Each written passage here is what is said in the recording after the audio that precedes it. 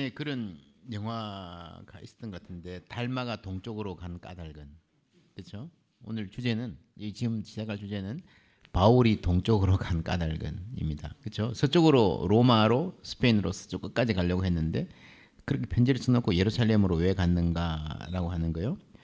바울의 사역에 크게 이런 마음의 그림이 있었습니다. 바울은 이방인의 사도죠. 그래서 마게도냐, 아가야, 아시아 이쪽에 주로 선교를 했습니다. 우리 16장 4절에 보면요. 브리스겔 아굴라, 여러분 잘 아시는 많은 분들이 좋아하시는 브리스겔 아굴라 부부를 이야기하면서 그들은 내 목숨을 위하여 자기들의 목까지도 내어놓았나니 나뿐 아니라 이방인의 모든 교회도 그들에게 감사하느니라. 브리스겔 아굴라는 본래 로마 살다가 클라우디오 칙령 때 쫓겨나서 고린도에 가서 바울을 만나죠. 그죠? 그 다음에 에베소에 갑니다. 바울을 따라서. 그죠? 그 바울이 로마서를 쓸 때는 또 로마에 가 있어요. 그러니까 많이 다니는 분인데 이방인의 모든 교회라고 하는 표현을 보세요. 이방인의 모든 교회라는 말이 무슨 말이겠어요? 여기는 로마 교회고 바울은 한 번도 안 가본 교회에 이방인의 모든 교회도 그에게 감사한다라 할 때 바울이 이방인의 모든 교회를 대표하고 있는 듯한 그런 느낌이 있죠. 일루리곤까지 편만하게 전했다라고 했는데 그 전체에서 핵심이 마게도냐, 아가야, 아시아 이런 데일 거예요. 자, 바울은 이게 자기의 그 테리토리, 쉬운 말로 나와바리, 자기 나와바리가 이방인의 교회죠, 그죠? 근데 예루살렘에는 약간 갈라디아서 보면 알 수 있어요. 약간 이제 야고보에서 온 사람 이런 사람들 나오면 보면 이 바울을 별로 안 좋아하는 사람들이 의심하는 사람들이 많죠. 이 두 세력이 이제 합치된 곳이 사도행전 15장인데 여러분 한번 이렇게 모여가지고 악수하고 의리했다고 해서 그게 계속 잘 가는 거 아니잖아요. 그 다음에 안디옥 사건도 있었고 막 그래서 어려움이 예루살렘과 어려움이 있었을 거예요. 그래서 바울이 이 마게도냐, 아가야, 아시아 이쪽에서 사역하다가 예루살렘으로 로마로 가기 위해서 스페인 선교라는 필생의 스페인에도 예수 부활을 전거하기 위해서 필생의 사역을 위해서 로마로 가야 되는데 반대로 예루살렘으로 간 아주 중요한 이유는요. 바울이 예루살렘의 지지를 얻어야 로마의 지지를 얻을 수 있어요. 왜냐하면 당시 로마는 예루살렘은 세계 모든 유대인들의 중심이잖아요. 그죠? 로마는 세계의 수도입니다. 그리고 굉장히 많은 유대인들이 살고 있는 곳이에요. 그런데 로마 교회의 지지를 받아야 스페인 갈 수 있잖아요. 로마 교회의 지지를 어떻게 받습니까? 여러분 사도행전에 보면요, 맨 마지막에 바울이 로마에 도착했을 때에 삼강까지 나와가지고 트레이스 트라윤베란가요? 하여튼 나와가지고 트레이스 타베르나까지 와가지고 유대인들 대표들이 그리스도인들 아니고 데려나서 야 너 왜 왔냐라고 하고 그죠 이렇게 취조하듯이 물어보는 대목이 나옵니다. 무슨 말인가 하면은 예루살렘에서 바울에 대한 소문이 안 좋으면 평가가 안 좋아. 바울 그 사람 이단이야 못 쓰겠어라고 하는 소문이 팽배해 있으면 예루살렘 교회 리더십하고 잘 타협해서 인정을 못 받으면요 로마에 가나만 합니다. 로마에 이력서도 못 내는 상황이 된 거예요. 이미 바울은 그런 상황을 조금 알고 있습니다. 로마서 3장에 보시면요.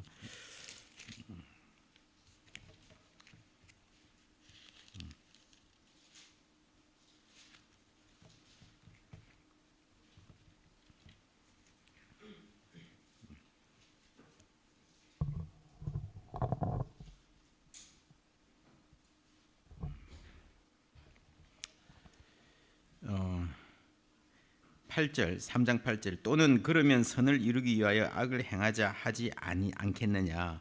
바울이 행위는 전혀 필요 없다라고 하는 말을 하고 다닌다 라고 어떤 이들이 이렇게 비방하여 우리가 이런 말을 한다고 하니 그들은 정죄받는 것이 마땅하니라.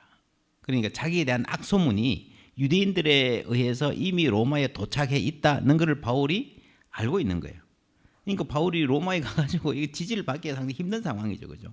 이 길을 해결할 수 있는 유일한 방법은 예루살렘에 있는 요즘 말로 하면 총회장이 그 그룹이 인정을 해주는 거죠. 우리는 이 사람 악수한다, 훌륭하다, 인정한다라고 할 때에 로마에 가서 인정받을 수 있는 기반이 마련되고 로마에서 인정을 받아야 그 기반으로 스페인까지 갈 수 있는 거죠. 그러니까 바울의 머릿속에는 4층 집을 지어야 되는 거예요. 첫 번째는 자기의 본래 나와바리 이방교회, 두 번째는 뭡니까? 예루살렘의 인정, 세 번째는 로마, 네 번째는 스페인까지 가는 거예요. 그래서 로마로 가는데 보세요. 예루살렘으로 가는 다시 15장으로 오시면 기도를 부탁하는데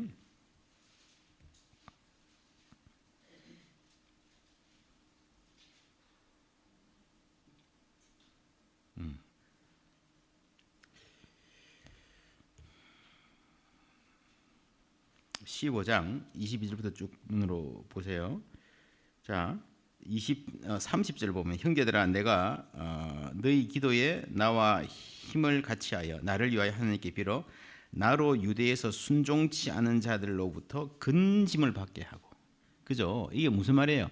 예루살렘 가면 맞아 죽을 가능성이 대단히 많다. 그죠? 근심을 받고. 실제로 바울을 죽이려고 42명인가요? 밥도 안 먹겠다 그랬잖아요. 그죠? 그 사람들 다 어떻게 되는지 모르겠는데 어쨌거나 그런 사람들이 있었고, 또 예루살렘에 대하여 내가 섬기는 일을 성도들이 받을 만하게 하고. 두 가지 걱정이 있어요.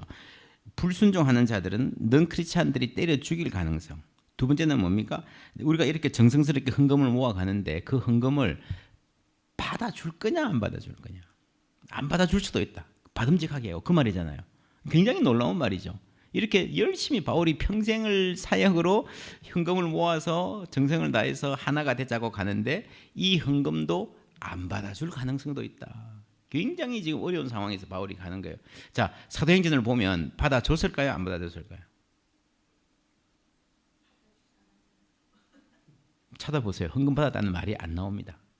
안 나오고 나실인 비용을 감당해라 이런 말 나오죠. 그죠? 그런 어떤 약간 좀 다른 구실을 만들어서 받아줬을 가능성도 있어요. 더 중요한 거는 성전 가서 성전을 더럽혔다고 해서 바울이 체포되잖아요. 그죠? 그 체포되는 과정에서 유대에 있는 예루살렘 교회 지도자들이 바울의 편을 들어줬나요? 딱 끊습니다. 사도행전 읽어보시면요. 편 안 들어줍니다. 왜 안 들어줬을까요? 미워서라기보다는 불똥이 우리한테 튈까봐, 우리도 핍박받을까봐 안 도와줍니다. 그 참 재밌는 게 어떻게 건진받는가 하면 로마 군대가 건져주죠. 그러니까 예루살렘 교회가 뭐 생각하면 뭐 탈출, 광주리 타고 탈출을 한다든지 이런 게 나와야 되는 게 정상이에요. 그죠? 그런 거 전혀 없이 로마 군대가 기병을 동원해가지고 완전히 구원자의 모습으로 등장을 합니다. 그 예루살렘 교회의 유대적 지도자들은 바울에 대해서 대단히 냉담했어요. 자, 그러면 이 이청집에서 이 이청집 있는 거 예루살렘 가는 게 성공했어요, 실패했어요? 실패했죠. 예루살렘 지지를 받았다는 근거가 없습니다. 그리고 로마로 가는데 시작부터 죄수로 가잖아요. 굉장히 힘든 상황이죠. 이 사람들도 뭔가 이렇게 보는 눈이 있을 텐데 죄수로 가는 게 굉장히 힘든 상황이죠. 그러니까 3청도 실패했다, 2청도 실패했고 3청도 실패했다라고 하는 근거 우리 좀 전에 봤잖아요. 내 주위에 디모데밖에 나를 지지해 주는 사람이 없다. 굉장히 외로운 그 바울의 모습이 빌립보서에 나오고 디모데후서 4장에 바울의 맨 마지막 편지 보면 다 떠났다 나오잖아요. 바울은 살았을 때 천하의 왕따였습니다. 그리고 여러분 다시 로마서 보세요. 15장 26절. 이는 마게도냐와 아가야 사람들이 예루살렘 성도 중 가난한 자들을 위하여 기쁘게 얼마를 연보하였다라고 하는데 여기에 아시아가 없잖아요. 갈라디아에도 편지를 해서 헌금하라 그랬는데 갈라디아가 없잖아요. 이 한쪽에 선교는 일루리곤까지 편만하게 전했다 그랬는데 가는 곳마다 헌금해라 그랬는데 달랑 2개 마게도냐 아가와 약뿐이에요. 그 큰 교회 아시아도 빠져 있어요. 그렇죠? 헌금 사역도 그렇게 성공적이지 않았습니다. 그리고 여러분 본문 비평 사본학 아시죠? 그죠? 본문 비평 찾아보시면요. 여기서 놀랍게도 아가야도 빠져 있는 사본들이 있어요. 아가야 빠져 있다는 말은 고린도후서 8장 9장에서 바울이 그렇게 열심히 보냈던 헌금을 고린도가 냉랭했다라는 말이고, 헌금을 안 했다는 말은요. 바울을 지지하지 않았다. 바울이 고린도에서의 기반도 무너졌다라고 볼 수 있는 사본상의 증거이기 때문에 다투어 봐야 알겠지만 어쨌거나 마게도냐 아가야 달랑 2개만 나오는 것만 해도 바울이 자기 솔직히 나와 파리에서도 그렇게 성공적이지만 않았다라고 하는 상황을 우리가 그래 볼 수 있겠습니까? 성경에 나오니까 증거가. 자, 그런데 그러면 마지막 최후에 남은 보루가 어디예요? 마게도냐예요. 바울이 멸류관이라고 절박하게 해서 그 두 최후의 바울이 사실은 다 날아가고 다 등 돌리고 최후의 보루로 남은 곳이 마게도냐인데 빌립보 데살로니가 정도인데 여기는 상황이 어땠는가 혹은 그렇다고 바울이 이해하고 있는가라고 하는 자 보세요. 3장 18절에 내가 여러 번 너희에게 말하였거니와 이제도 눈물을 흘리며 말하노니 여러 사람들이 그리스도의 십자가의 원수로 행하느니라. 예, 보세요. 이거 심각한 말이죠. 여러 사람들이 그리스도의 십자가로 원수로 행하는 사람들이 빌립보에 있다. 이 사람들이 어떤 사람일까? 라고 우리가 물어볼 수가 있습니다. 그리고 이 빌립보 사람들이 바울에게 선물을 가져왔다고 했는데 내가 주 안에서 크게 기뻐함은 너희가 나를 생각하던 것이 이제 다시 싹이 남이니 라는 말은 얼어있는 겨울의 동토에 이제 파릇파릇 요만큼 싹이 나온 거야. 근데 무슨 말입니까? 겨울이 있었다는 거죠. 관계의 겨울. 모른 척 했던 섭섭했던 시절이 있었고 그래서 바울이 말을 해줍니다. 이를 위하여 너희가 생각은 하였으나 기회가 없었다라고. 아이 너 부모가 자식들이 잘 아는 부모한테 그래 바빠서 못 오지 알아 라고 말하지만 속으로는 굉장히 섭섭한 그 느껴지시죠, 그죠?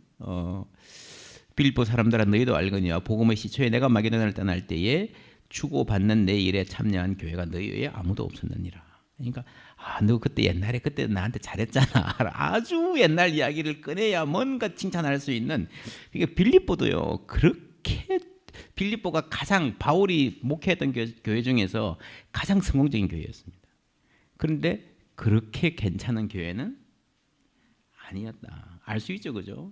우리가 이 원어를 안 봐도 충분히 추정할 수 있습니다. 자, 이런 상태에서 에바브로디도가 자 그러면 빌립보 안에 그리스도의 십자가의 원수로 행하는 사람도 있었고 바울을 별로 안 좋아하는 사람도 있었고 바울을 좋아하는 사람도 있었을 텐데 그 와중에서 어쨌거나 헌금을 모았어요, 그죠? 그래서 보낸 글을 칭찬해요. 누가 들고 갑니까? 그 멀리까지 들고 간다는 것은요 굉장한 일입니다. 저요 한 사람이 누구예요? 에바브로디도예요. 그냥 그 갈등의 와중에서 바울 편에 확실하게 선 사람이죠. 그는 나의 형제요. 함께 수고하고 함께 군사된 자요 너희 사자로 내가 쓸 것을 돕는 자라. 여러분의 메신저로 나한테 선물을 가져왔는데 다시 나의 사자 이쪽에서 또 보내는 그죠 이중 메신저가 된 거죠. 그가 너희 무리를 간절히 사모하고 자기가 병든 것을 너희가 들은 줄을 알고 심히 근심한지라. 이렇게 바울 편에 섰는데 와서 병들었어요. 병들어 27절에 죽게 되었어요. 그죠? 근데 죽게 되었는데 이 사람은요 30절에 보면은 그가 그리스도의 일을 위하여 죽기에 이르러도 자기 목숨을 돌보지 않았어요. 무슨 말인가 하면 내가 죽는다 병들었다는 사실을 그렇게 걱정하지 않았다는 거죠. 맞죠? 그런데 26절에 심히 근심했다. 왜 근심했어요? 병들어서 죽게 되어서 근심한 게 아니고 병든 것을 너희가 들었기 때문에 그걸 근심한 거예요. 그러니까 바울이 로마까지 와서 병들었어요. 그 소식이 알려졌어요. 알려졌는데 알려졌다는 사실 때문에 모르면 괜찮은데 걱정을 하는 거예요. 무슨 말인가 하면요. 당시 사람들 입장에서는 이 바울을 요즘까지도 사실은 그런 거 있어요. 이렇게 막 교회가 싸우던 장로가 암 걸리면 하나님이 천벌 내리셨다. 그죠? 바울 꼴보기 싫은데 저거 거지 사도 아니야 그러는데 바울을 위해서 저요하고 나선 사람이 병들었다 그러면 저거 바울 봐라 바울 저거 아니야. 옥에 갇히고 그죠? 옥에 갇히는 게 부끄러운 일이에요. 우리는 지금 옥에 갇힌 거를요 그리스도를 위해서 옥에 갇혔다 훌륭한 분이다 그러지만 디모데 후서에 어떻게 나옵니까? 주를 위하여 옥에 갇힌 자 된 나를 부끄러워하지 말고 그죠? 우리 아버지 전과자야 부끄러운 일이에요. 그래서 바울이 옥에 갇히자 빌립보서에는 바울을 비방하려고 그죠? 바울의 갇힘의 괴로움을 더하게 하려고 저것 봐라 하는 사람들이 많은 상태에서 안 그래도 바울이 굉장히 막 위축돼 있는데 저 옥에 갇히고 하나님이 안 도와주셔 저거 진짜 사도 아니야 하는데 에바브로디도가 바울을 위해서 저요하고 나섰다가 병들어서 죽게 되었어요. 그 소식이 빌립보에 전해졌을 때에 얼마나 여러분 교회가 여러분 채로 무너질 수 있는 그런 상황이 됐겠습니까? 그것 때문에 바울은요.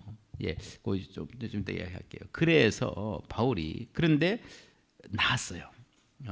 하나님이 그를 긍휼히 여기셨고 그뿐 아니라 또 나를 긍휼히 여기사 내 근심 위에 근심을 면하게 하셨느니라. 여러분, 에바브로디도는 자기가 죽는 것은 이미 초월했어요. 자기 개인의 고난은. 그러나 이 빌립보 사람들을 위한 근심이 있죠. 바울은 근심 위에 근심이라 그랬어요. 이게 무슨 말인가 하면 그냥 큰 근심이란 말이 아니고 1차적인 근심은 바울은 에바브로디도가 죽는 게 마음 아프죠. 아픈 게 그죠? 그 근심이에요. 그 위에 있는 근심은 뭔가 하면요. 에바브로디도가 아팠기 때문에 혹은 죽으면 이 빌립보 교회의 신앙이 완전히 흔들릴 것 같아라고 하는 그런 근심이었다는 거죠. 그래서 바울이 28절에 그러므로 내가 더욱 급히 그를 보낸 것은 라고 하는 것은 여러분 이거는 이 28절을 보면요. 빌립보서를 쓴 이유가 너무도 분명히 나오지 않습니까? 바울이 급하게 보내야 되고 빌립보 교회에 위기가 있는데 그 위기는 에바브로디도가 건강한 모습으로 짠하고 나타나야 해소될 수 있는 위기다. 이해가 되십니까? 28절 보면 여러분 빌립보서를 쓴 이유가 너무 분명해요. 에바브로디도의 건강이 회복돼서 하나님이 긍휼히 여기셨다는 것을 이 증명이 되어야 극복될 수 있는 위기였기 때문에 보낸 거죠. 이게 가장 핵심적인 이유입니다. 자, 30절에 노란 글씨로 죽기에 이르러도 그랬잖아요, 그죠? 죽기에 이르러도 그랬는데 임사무엘 목사님 다른 일 하시려면 나가시고요. 예, 하여튼 죽기에 이르러도 그랬는데 요 말이 그대로는 자 2장 8절에 죽기까지 복종하셨으니라고 하는 요 말하고 똑같은 말입니다. 그렇죠? 예, 똑같은 말이에요. 그러니까 자 빌립보서 2장 여러분 다 아실 거예요. 1, 2, 3, 4장을 통틀어 가지고 전체에서 가장 핵심적인 게 그리스도 창가잖아요. 그죠? 그리스도가 어떤 일을 하셨습니까? 죽기까지 복종하셨던 요 그리스도의 모범을 바로 그 다음에 2장 30절에 죽기에 이르러도라고 하는 그죠? 똑같은 원어로 똑같은 말이에요. 그러니까 요 원어를 보면 아주 분명하게 그리스도의 모범을 제시하는 거예요. 여러분 그리스도의 마음을 품으십시오. 죽기까지 하나님께 복종하셨습니다. 그리고 그리스도만 있는 게 아니라 에바브로디도도 죽기까지 여러분을 위해서 사역했습니다라고 하는 그리스도를 가장 닮은 사람으로 에바브로디도를 제시를 하는 거죠. 그죠? 그래서 이게 여러분 바울을 우리가 볼 때 바울이 우리가 고린도후서 12장에 이런 말 나오죠. 여러 계시를 받은 것이 지극히 크므로 너무 자만하지 않게 하시려고 내 육체의 가시 곧 사탄의 사자를 주셨다 그랬는데 이게 뭘까? 육체의 가시가 뭘까? 사탄의 사자가 뭘까라고 하는 게요. 여러분 이게 뭐 바울이 아팠던 거는 맞는데 바울이 육체적으로 아파가지고요. 질병이 걸려가지고요. 그게 고통스러워서 하나님께 면하게 해달라고 했던 것 같지는 않아요. 제 생각에는. 왜냐하면 바울이 매도 수없이 맞고 여러 번 죽을 뻔하였으니 유대인들에게 40에서 하나 감한 매를 5번 맞았으며 3번 태장으로 맞고 1번 돌로 맞고 그렇죠. 이게 얼마나 극심한 고통입니까? 근데 바울이 스스로 이렇게 말합니다. 이외의 일은 고사하고 정말 돌마다 죽었던 상황까지 있었는데 이외의 일은 고사하고 날마다 내 속에 눌리는 일이 있으니 곧 모든 교회를 위하여 염려하는 것이라. 누가 약하면 내가 약하지 아니하며 누가 실족하게 되면 내가 애타지 아니하더냐. 그래서 바울에게 있어서 정말 사탄의 사자는 뭐였는가 하면요. 내 육체를 찌르는 가시는 뭐였는가 하면 이게 아픔이 아니에요. 병 자체가 아니에요. 매 맞는 게 아니에요. 내가 이렇게 계속 고생하는 것 때문에 혹은 다른 이유로 인해서 교회가 무너지는 거죠. 그죠? 교회를 위하여 염려하는 거다. 바울의 태도는 그래서 저는 그래서 사탄의 사자가 바울이 말하는 이 사탄의 사자가 질병 자체가 아니라 질병 때문에 본인이 당하는 도전. 그러니까 저 사람 아픈 거 보니까 진짜 사도가 아니구나라고 하는 미신적인 생각. 이 당시에 아주 팽배했거든요. 자, 내가 처음에 육체의 약함으로 말미암아 너에게 복음을 갈라디아였습니다. 갈라디아 교회를 개척했던 이유는요. 바울이 갈라디아에 전도하러 간 게 아니고 지나가다가 너무 아파가지고 거기 머물렀어요. 그죠? 육체의 약함으로 말미암아. 그런데 바울이 뭐 아파서 머문다고 해서 그대로 있을 사람이 아니잖아요. 제가 장신대에 나왔는데 우리 이광순 교수님이라고 성교학 교수님이 전도학 열심히 가르치셨거든요. 이분이 중간에 암 수술할 때 병원에 입원한 적이 계세요. 그러니까 주위에서 막 독실 이렇게 했는데 아니고 7인실 가가지고 막 계속 전도하시는 거예요. 아픈데 저희 교회 때 그런 분들 좀 있습니다. 아프면 잘 됐다 그래가지고 막 전도의 기회로 삼는. 이 바울이 정말 그런 분이었어요. 그러니까 갈라디아 교회는 아파서 머물렀는데 거기서 교회가 생긴 거죠. 너희를 시험하는 것이 내 육체에 있으되, 이게 바울의 질병을 말하는 거고, 이것을 너희가 업신여기지도 아니하며 버리지도 아니하고 오직 나를 하나님의 천사와 같이 또는 그리스도 예수와 같이 영접하였도다라고 하는. 그러니까 너희를 시험하는 것, 당시 사람들의 일반적인 객관적인 기준으로 보면 여러분 하나님을 전한다고 하는 사람이 아프면요 이건 자격이 없는 거야. 제가 책에도 썼습니다. 제가 시카고에서 목회 오래 했는데 우리 교회에 함께 선교같이 동역하던 선교사님이 아마존에 가서 선교하셨어요. 그런데 이제 아주 초기에 처음에 아마존 이렇게 파송 받으니까 센터에서 이렇게 헬기를 타고 이렇게 쭉 보여주더니 그 밑에 이렇게 사람들이 진짜 아무것도 안 입고 남자 여자가 아무것도 안 입고 돌아다니는 그 인디오 마을을 보여주더니 거기에 그 다음날 내려주더래요. 거기서 선교를 하신 거예요. 막 거북이 잡아먹고 이렇게 선교를 하신 거예요. 막 말라리아가 너무 창궐한데 말라리아 약을 바를 수 있는데 너무 오래 바르면 이게 막 그 살이 녹는다 그러더라고요. 약이 독해서. 그래서 잠시는 몰라도 오래는 못. 나중에 오니까 막 여기 막 목이 그냥 막 팔이 멀쩡한 데가 없이 그렇게 사셨어요. 그렇게 열심히 사역해가지고 신학교를 만들고. 기타 가르치면서 이제 막 1년에 한 번씩 그것도 아마존 강을 거슬러 올라온 사람들 재교육시키고 정말 멋지게 사역을 잘 하셨어요. 그런데 그런 와중에 이 여자 선교사님 부인 선교사님이 암에 걸리셨어요. 그러니까 그 아마존에 있는 사람들이요. 어떻게 반응하는지 그렇게 오랫동안 교회를 잘 건강하게 세워왔다고 생각했는데 다 무너지는 거예요. 우리 예수 믿으면 천국 간다 이렇게 복음 전했겠죠. 근데 자기들 받아들일 때는 선주구에 와가지고 이렇게 하니까 예수 믿으면 저렇게 잘 사는구나 생각을 했던 것 같아요. 그죠? 그런데 그 선교사가 하나님을 그렇게 사랑하고 늘 말씀대로 살고 기도하고 하던 선교사가 암에 걸리는데 우리가 예수 믿을 이유가 뭐 있냐? 다 떠나는 거예요. 신학생들도 다 무너지는 거예요. 이해가 되지 않습니까? 그게 이제 갈라디아서의 상황이에요. 그러니까 너희를 시험하는 것이 내 육체에 있을 때. 그런데 정말 기적적으로 업신여기지 않고 버리지도 않았다. 하나님의 천사와 같이 영접했다. 너희의 복이 지금 어디 있느냐? 내가 너희에게 정언하노니 너희가 할 수만 있었더라면 너희의 눈이라도 빼어 나에게 주었으리라라고 하는 말. 뭐 이것 때문에 바울의 병이 뭐였는가 하는 게 이렇게 안질이었다 이런 말인데 그렇지는 않습니다. 눈이라도 빼어 주었다는 건 그만큼 감사한다. 라고 하는 하나의 수거, 이디엄입니다. 무슨 병인지는 모릅니다. 어쨌거나 바울이 심각한 병이 있었고 그 질병 때문에 간질이라는 사람도 있는데 만약에 간질이었으면 이렇게 설교하다가 넘어갔을 거 아닙니까?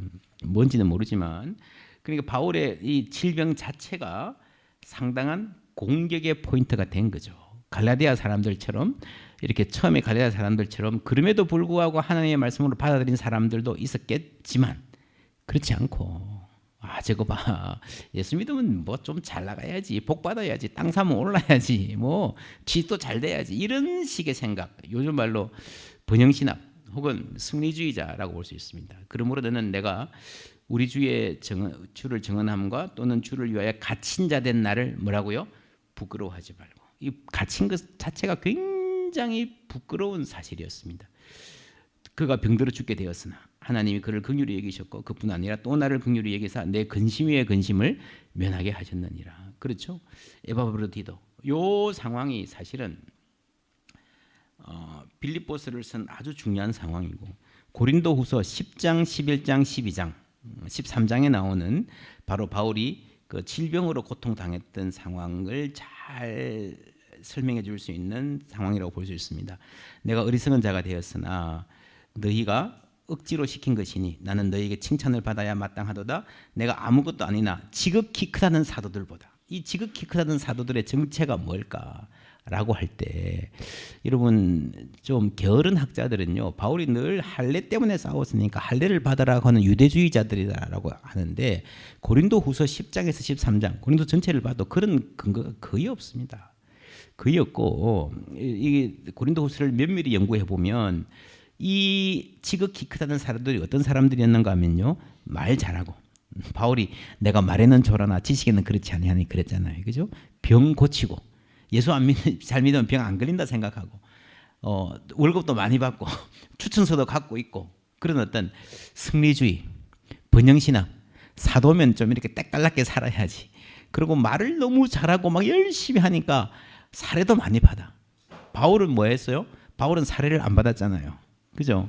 아 저거 시원찮으니까 자격이 없으니까 사례 안 받는 거지 라고 뒤집어서 말해서 그게 또 어려움이 됐죠. 그죠? 그게 고린도 후서 고린도의 상황입니다. 똑같이 빌립보서에 보면요 내가 여러분 너희에게 말하였거니와 이제도 눈물을 흘리며 말하노니 여러 사람들이 그리스도의 십자가의 원수로 행하느니라. 그들의 마침은 멸망이요 그들의 신은 배요 그 영광은 그들의 부끄러움에 있고 땅의 일을 생각하는 자라. 자 빌립보 교회에서 그리스도의 십자가의 원수로 행했던 사람이 누군가? 신은 배요. 그렇죠. 쾌락을 추구한다는 거죠. 잘 먹는 거. 그 자기들의 세상 영광을 자랑하는 거. 그 자체가 부끄러움이라는 거죠. 여기에 대비해서 바울의 고린도 전후서에 나오는 십자가 신학. 그죠? 빌립보서도 마찬가지로 그리스도께서 자신을 낮추시고 죽기까지 복종하시는 십자가 신학이 핵심인 거예요. 유대주의와 할례 이런 대결도 바울 신학의 한 부분이긴 하지만 그게 그렇게 중요한 핵심은 아닐 수 있다. 오히려 빌립보서와 고린도서를 해결할 때는 이 고난과 한쪽에 승리주의, 번영신학 혹은 한쪽에 십자가 신학이 있다라고 볼 수 있어요. 자, 그러므로 내가 내 일이 어떻게 될지를 보아서 곧 이 사람을 보내기를 바라고 나도 속히 가게 될 것을 주 안에서 확신하노라. 우리 김재현 교수님이요 이런 글을 쓰셨습니다. 빌립보서 1장 19절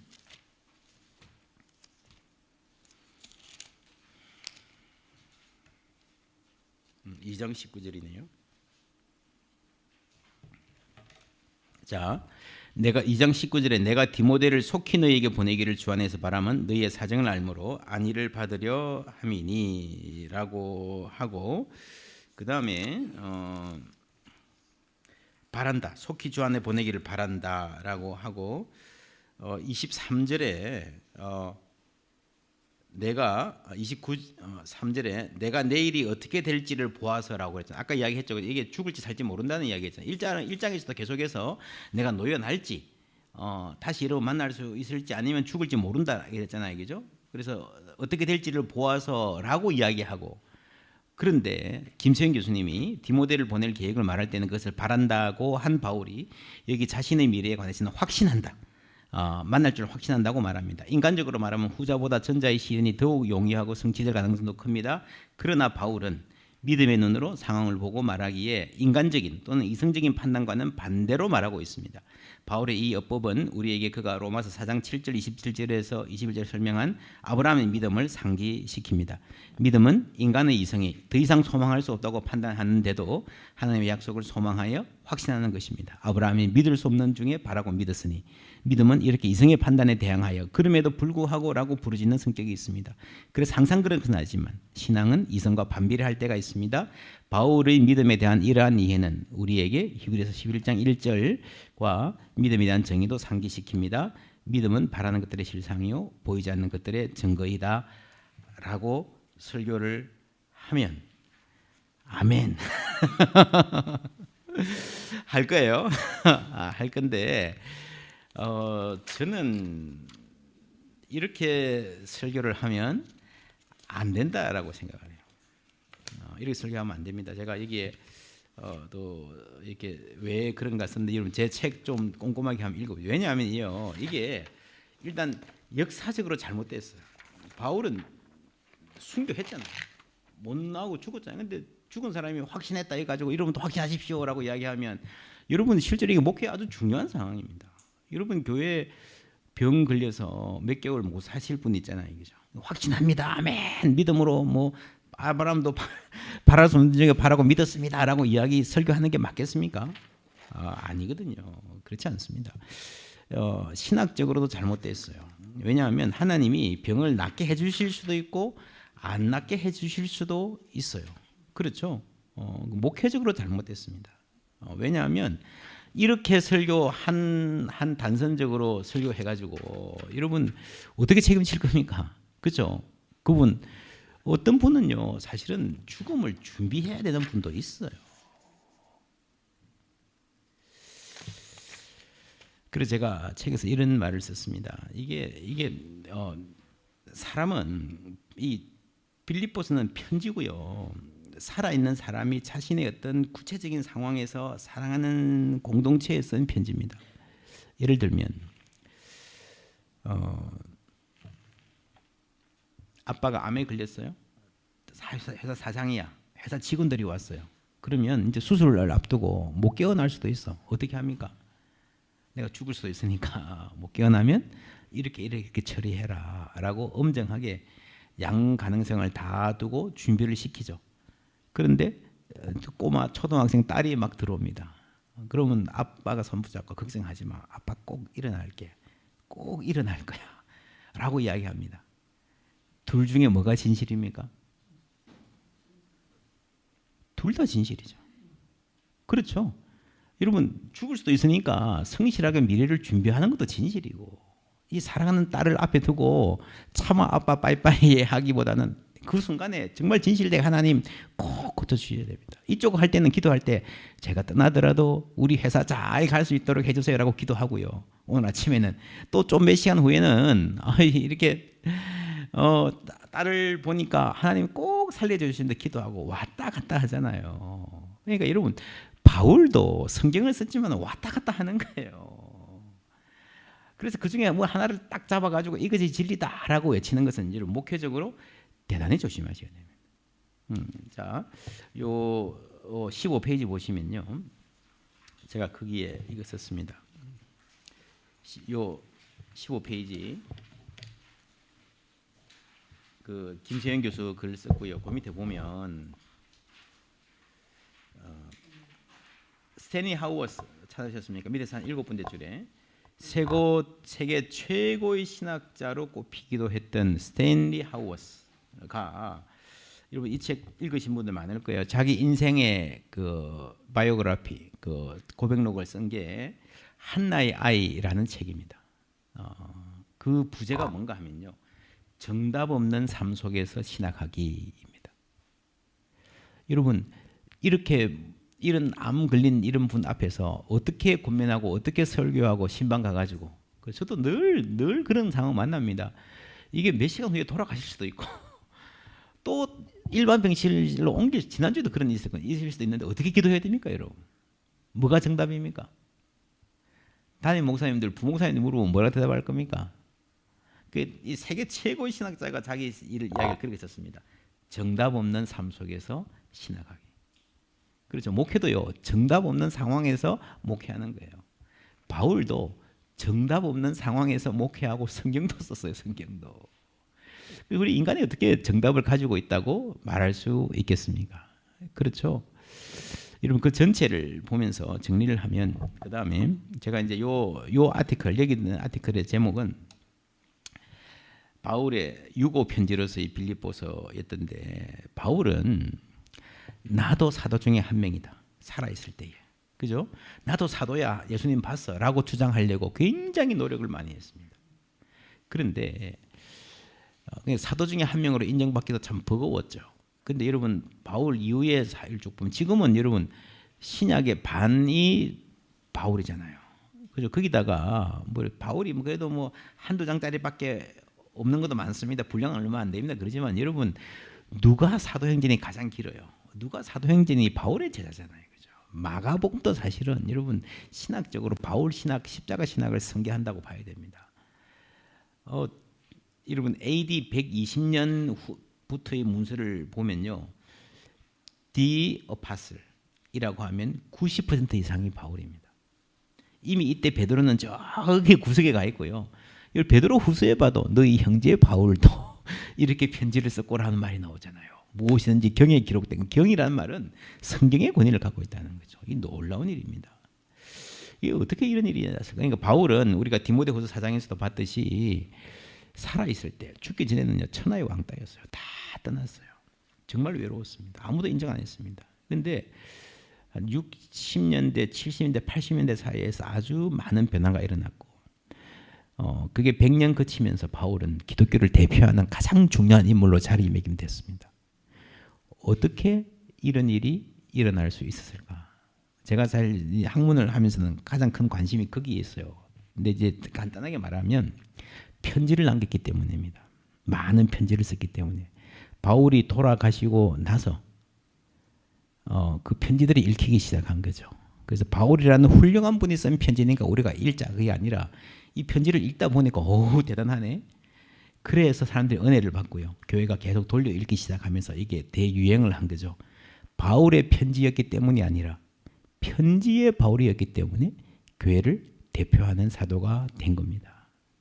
그래서 요즘 이걸 어떻게 정하면 매체가 중요하다 이런 말도 할 수 있죠. 베드로후서에도 우리가 사랑하는 형제 바울도 그 받은 지혜대로 너에게 이같이 썼고, 여러분 요 대목을 잘 읽어보시면요 아주 묘합니다. 어리석고 글쓰지 못한 사람들이 읽다가 잘못되기도 한다라는 말을 굳이 하는 거는요 베드로도 썩 바울이 탐탁지 않아. 그죠?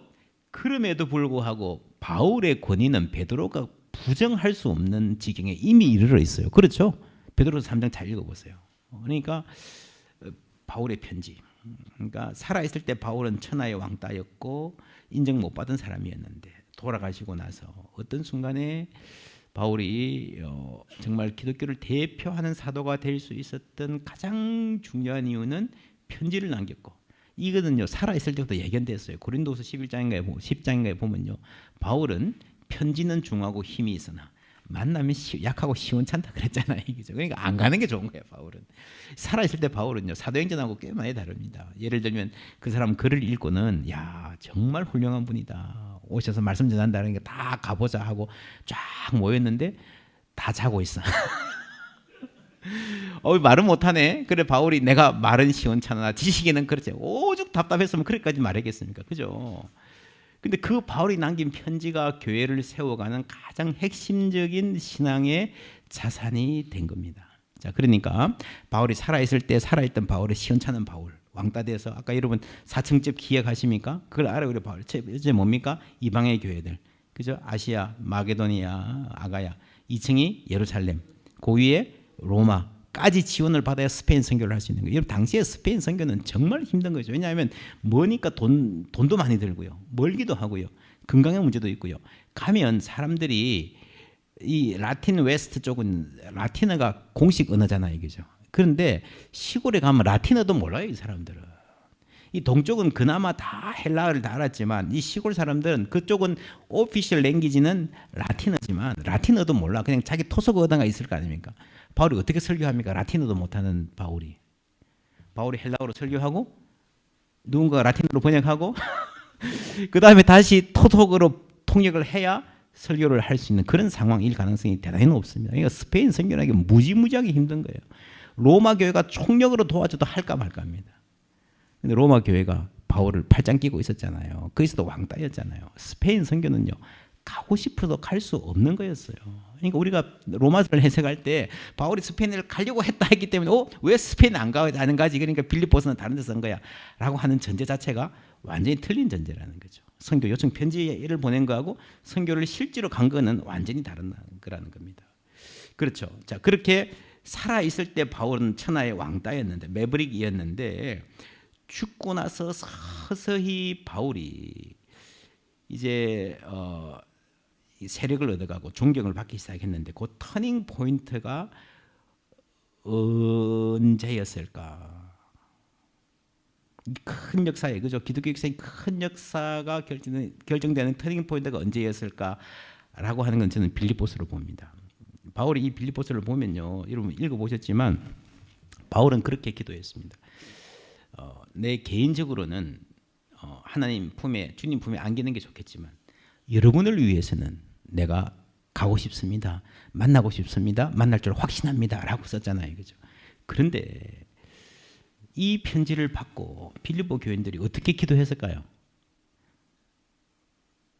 당연히 죽지 않고 석방되어서 우리에게 오시게 해 주시옵소서 믿습니다라고 기도를 했을 우리도 다 그렇게 하잖아요. 양쪽 다 있을 때. 그죠? 당연히 우리 부모님이 난 천국 가는 게 좋다라고 하면 그러나 사셔야죠라고 기도하잖아요. 다들.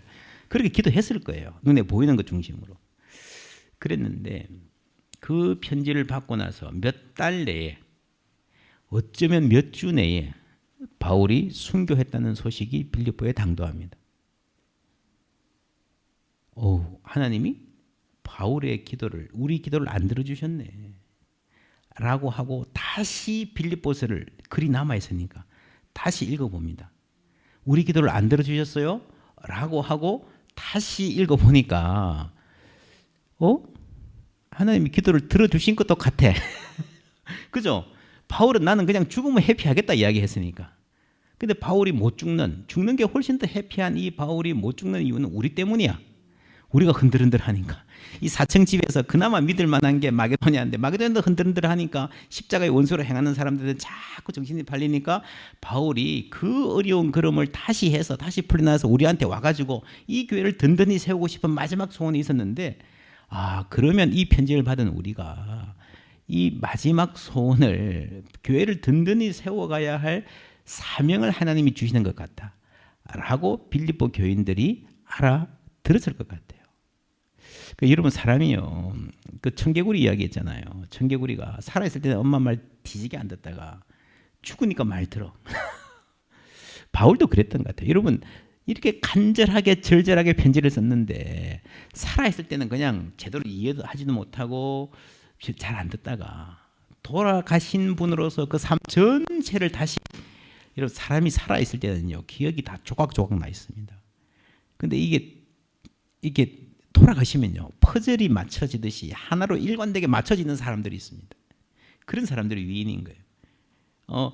그 하나로 맞춰진 조각으로 보니까 이게 하나님이 정말 바울을 사랑하셨고 이분이 정말 하나님 안에서 간절한 소원의 기도를 드렸고 하나님은 그 기도를 들으셨고 그 기도를 들으시면서 우리에게 사명을 주시는구나 라고 하는. 그래서 살아있는 바울이 쓴 편지는 별로 힘이 없었는데 그분이 순교하고 나서 죽음으로 증거했던 그 편지 유고 편지로서의 바울의 편지가 힘을 얻기 시작한. 그래서 바울이 왕따이던 이 시기가 바울이 기독교의 중심이 되는 이 시기로 터닝 포인트가 된 게 빌립보서가 보내지고 다시 돌아가시고 나서 읽기 시작한 그 딱 시점일 수도 있겠다 하는 게 제 추정입니다. 요것들이 얼마나 설득력 있는지 여러분 제 책을 읽어보시고 아시면 좋겠고요. 우리나라 속담에 그런 말이 있죠. 관뚜껑 닫기 전에는 모른다. 그죠? 진짜 사람은 그렇습니다. 살아있을 때 잘난 척할 것 전혀 없습니다. 우리 현직 계실 때 그렇게 목회 잘하시던 분들이 은퇴하시면서 그냥 진짜 말 그대로 똥칠하는 분들 많잖아요. 그죠? 그리스 속담에 그런 말이 있습니다. Call no one happy until he dies. 저 사람 참 행복한 사람이야 라고 말하지 마라. 죽기 전까지는. 죽어봐야 안다는 거죠. 죽어봐야. 그 사람 절대 봐야 안다는 거죠. 여러분 반 고흐 아시죠? 한국 사람들이 가장 좋아하는 화가가 반 고흐인데 반 고흐하고 바울하고 비슷해요. 반 고흐가 그렇게 인기 있는 화가가 될 수 있었던 아주 중요한 이유는요. 편지를 많이 썼습니다. 레오 동생 레오한테 동생 테오한테 반 고흐는 가난했지만 동생 테오가 형을 그렇게 사랑했고 이 동생이 이제 그림 파는 그 일을 했죠. 그림을 파는 상인이었는데 계속해서 형한테 이렇게 편지도 같이 서로 주고받으면서 이렇게 지원을 해줬습니다. 그때 나는 이런 그림을 그리려 한다. 이런 고민이 있다. 이런 색깔을 써봤다. 이런 구도는 어떠냐. 아주 상세하게 썼거든요. 그게 지금 다 남아있기 때문에 반 고흐 연구가 많이 되고 그래서 반 고흐가 인기 끌은 적도 있습니다. 그런데 반 고흐가 동생 테오한테 쓴 편지 중에 이런 게 있습니다. 반 고흐는 아마 살아있을 때 그림을 파는 게 한 점인가 밖에 안 돼요. 지금 세계에서 가장 비싼 그림인데 반 고흐가 그런 말을 한 적이 있습니다. 테오야, 언젠가는 사람들이 내 그림을 인정해줘서 내 그림이 투자한 물감값 이상의 돈을 받을 날이 올 거야 라고 했던 적이 있습니다. 지금 세계적인 화가잖아요. 그죠? 이 저는 보면 바울하고 방고가 너무 비슷해요. 살아있을 때 그만큼 인정 못 받고 외롭게 돌아가셨는데 돌아가시고 나서 기독교의 기초를 놓은 사람이 되었습니다. 당시 교회 70년대, 60년대, 70년대 교회가 어떤 상황이었는가? 쿠오바디스라는 영화 여러분 아시죠? 이게 이제 누구죠? 그 네로 황제 때 이야기인데 베드로 행전에 나오는 이야기입니다. 네로가 불내놓고 자기가 코너에 몰리니까 로마 사람들이 그에게 그리스도인들이 불냈다 그래서 이제 덮어 씌우는 그런 이야기가 있죠. 이때 교회가 어땠을까? 여러분 베드로와 바울이 이 이후에 베드로와 바울이 순교하죠. 그죠? 가장 믿던 사도들이 다 돌아가셨습니다. 그리고 우리가 초반에 이야기했지만 예수님 재림하셔야 되는데 이 정도 사건이 나시면 재림하셔야 되는 거 아니야? 그죠? 근데 재림 안 하셔. 교회가 가장 큰 위기에 60대 70대 교회가 위기에 봉착했습니다. 그때 나온 이야기가 이제 코오바디스 이 이야기죠. 무슨 이야기입니까? 이게 베드로가 도망가려고 하는데 예수님이 나타나가지고 어디 가십니까? 코오바디스 도미네 주여 어디로 가시나니까 다시 십자가에 못 박히러 간다. 이게 소설입니다. 이건 완전히 그냥 소설인데 그러나 여러분 소설을 볼 때 이게 사실이다 아니다 보다 더 중요한 거는요. 이런 소설이 나오는 시대적 배경이 중요한 거예요. 그렇죠? 넷플릭스에 오징어 게임이 나온다. 그거 사실이 아니지. 사실이 아닌데 오징어 게임을 통해서 이게 지금의 사회상이 어떤지를 우리가 엿볼 수 있잖아요. 그죠? 이게 사실이 아니에요. 사실이 아닌데 당시 교회 상황을 엿볼 수 있어요. 이 이야기를 통해서 무슨 이야기겠습니까? 그만큼 위기의식이 강했다는 거죠. 예수님이 다시 십자가에 못 박히지 않으면 우리는 안 될 것 같은 그런 엄청난 위기의식 속에서 베드로 행전이 탄생을 하는 거예요. 그런데 이 시기에 다시 예수님이 나타나가 십자가에 못 박힘으로가 아니라 예수를 따랐던 예수와의 같은 모양으로 자기 자신의 고난을 감내해냈던 바울의 편지를 통해서 그 바울은 어떤 삶을 예수의 삶으로 제시했습니까?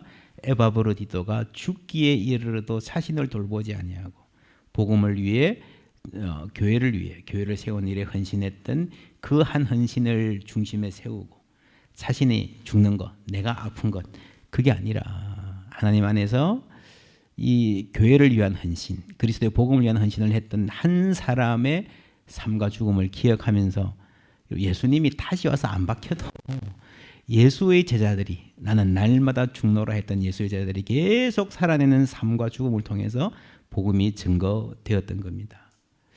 자, 이렇게 빌립보서를 쓴 이유를 오늘 간단하게 말했는데 여러분 어떻습니까?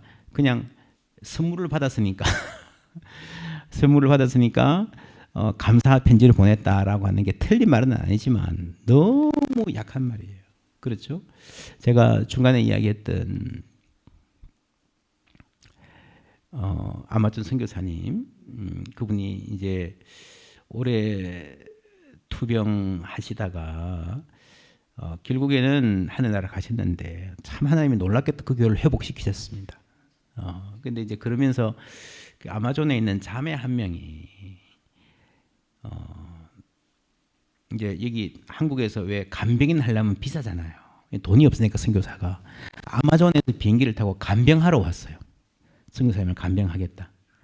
간병하러 와서 연대 세브란스 병원까지 이제 공항에서 내려서 쭉 가는데 선교사님을 만나고 이런 말을 하더라는 거예요.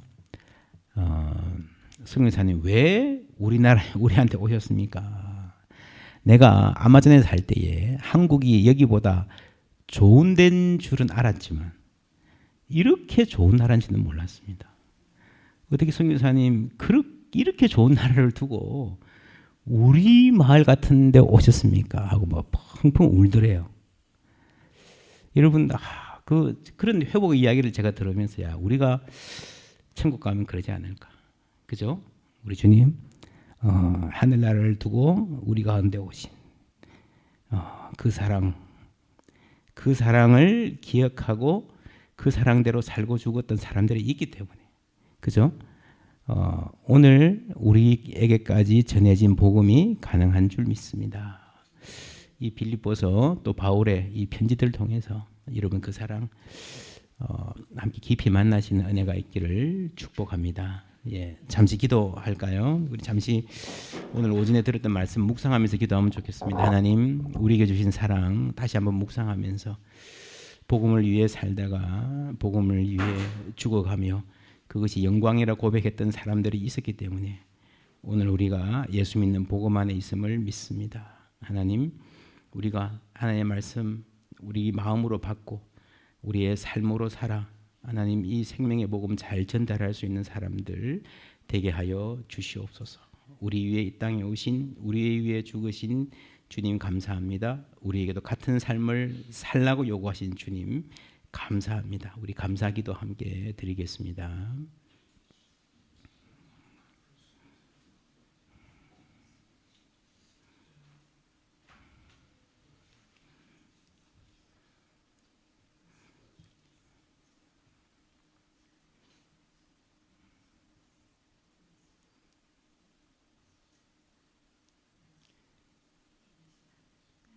하나님 감사합니다. 예수님 사랑 때문에 우리가 이 자리에 있는 줄 믿습니다. 부족하지만 주의 종으로 불러주셨습니다.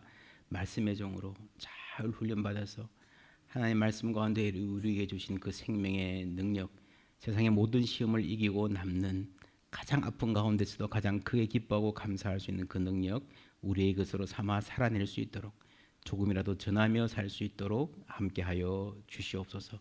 예수 그리스도의 이름으로 기도하옵나이다. 아멘.